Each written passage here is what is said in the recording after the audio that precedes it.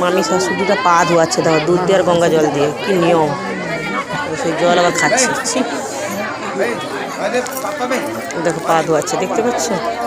বড় একটা পিতলের থালা। আর ওইদিকে দেখো পয়সা হিসাব করতেছে বরের ভাই। আমরা এসেছি একটা বিয়ে বাড়িতে, তো ওই দেখো আমার বর গেছে বিয়েতে গিফট দিতে। বড়বউ এমনভাবে বসে বসে দেখতে পাচ্ছি না, বড়বউ বসেছে আর এদিকে খাওয়া দাওয়া দিচ্ছে। তোমার খাওয়া না আমার বিছানা যাবে। দেখো ছত্তিশগড়ের বিয়ে বাড়ি মানে আজকে বউ ভাত হচ্ছে। হ্যালো ফ্রেন্ডস, তোমরা দেখে নিশ্চয়ই বুঝতে পেরে গেছো যে আমরা কোথায় এসেছি।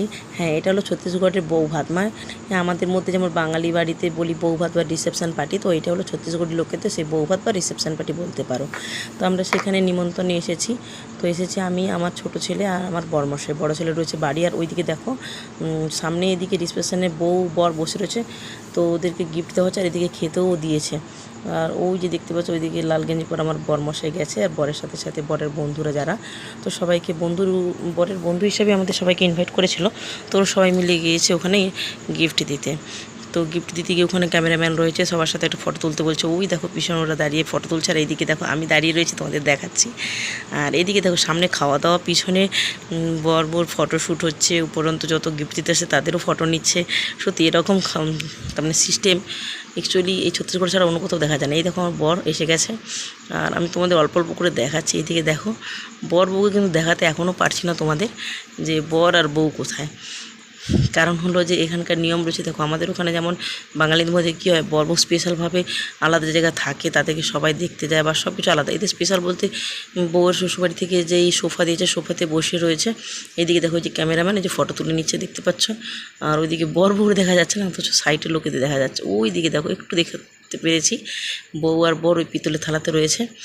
আর এখানকার কী সব আজব আজব নিয়ম যা আমাদের মধ্যে নেই, বাঙালিদের মধ্যে। আর এই দিকে দেখো আমি দাঁড়িয়ে দাঁড়িয়ে আবার দেখছি, আর আমার সত্যি এদের নিয়মগুলো একটু অন্যরকম লাগে।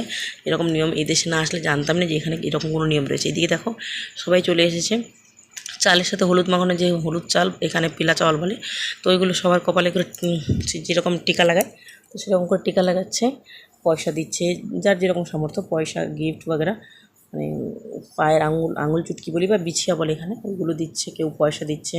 তো এটা হলো এদের আশীর্বাদ। তো এরকম করে সবাইকে দিচ্ছে। আর এদিকে দেখো বর বউকে এখনও তোমাদের ঠিক করে দেখাতে পারছি না। ওই দেখো বর বউ দেখতে পাচ্ছ, চলো। আর এইদিকে দেখো এটা একটা নতুন নিয়ম, যারা হলো মামি শাশুড়ি মানে ছেলের যারা মামি, তারা কিন্তু দেখো দুই দিকে দুটো মামি পিতলের একটা থালা নিয়ে বসে পড়েছে, তার ভিতরে যে বুড়ো আঙুল, তো এইদিকে ভাগনা আর ভাগনা বৌমা দুজনের বুড়ো আঙুল দুধ আর গঙ্গা জল দিয়ে ধুয়ে সেই জলটাকে খাচ্ছে। এই নিয়ম কোনোদিন দেখেছো? ভাগনা আর ভাগনা বৌমা তাদের কিছু মামিরা খায়, মামারা খায়।